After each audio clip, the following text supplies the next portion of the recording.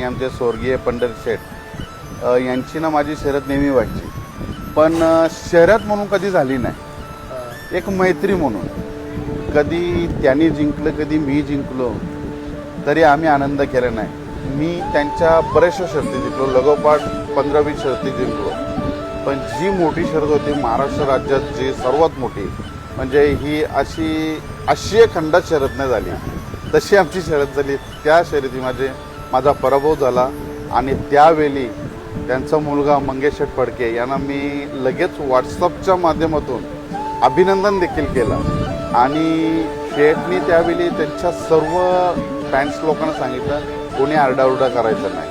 आणि शेठनी देखील माझे पैसे काही घरी नेले नाही, तिथेच वाटून टाकले सर्वांना. एवढा आनंद झाला होता त्यांना. आणि त्यावेळी शेठचं ना माझ्या नंतर बोलणं झालं होतं की आपण आता 22 लाखावर शर्यत करायची, पण मुंबईच्या कुठेतरी आला बसला नेमाटी.